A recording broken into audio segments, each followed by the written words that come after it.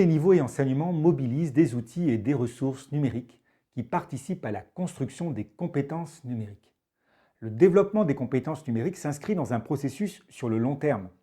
Il nécessite de prendre en compte les acquis, de construire une progressivité sur les cycles et les niveaux, et de s'appuyer sur une démarche collégiale pour intégrer les usages et la construction de compétences numériques dans les démarches d'enseignement.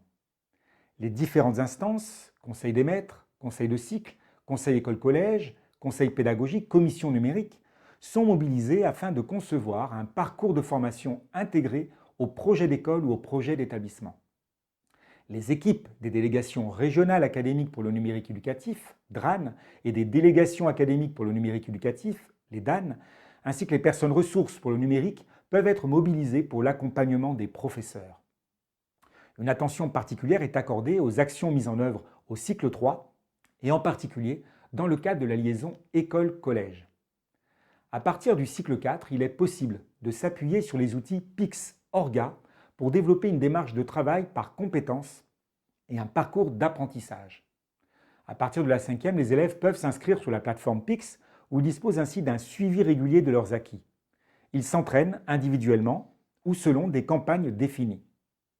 La plateforme propose à destination des enseignants un espace PIX-ORGA par établissement conçu comme un tableau de bord au service du suivi pédagogique pour choisir des parcours de tests adaptés aux objectifs de formation à travers des campagnes organisées par compétences ou par proximité disciplinaire et thématique.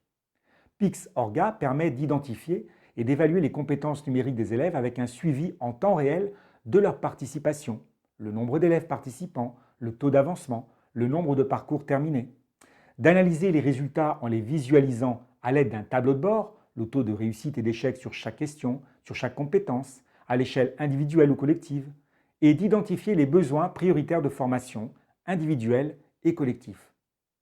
Les collèges et lycées publics et privés sous contrat opèrent la passation de la certification pour les élèves de fin de cycle 4 et de cycle terminal. L'élève doit avoir constitué son profil de compétences numériques sur la plateforme PIX.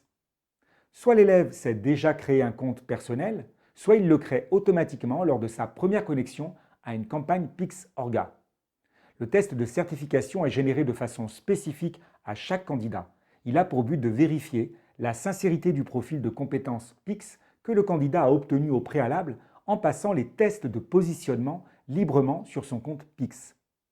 Si un candidat bénéficie de conditions aménagées liées à un handicap, il en sera tenu compte.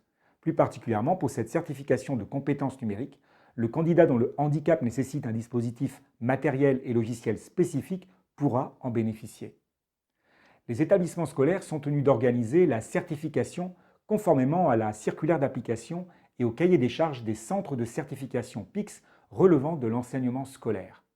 La certification PIX fait l'objet d'une inscription dans le livret scolaire unique en fin de cycle 4 ou du livret scolaire du lycéen en fin de cycle terminal, et ce afin d'attester du niveau de maîtrise atteint par les élèves.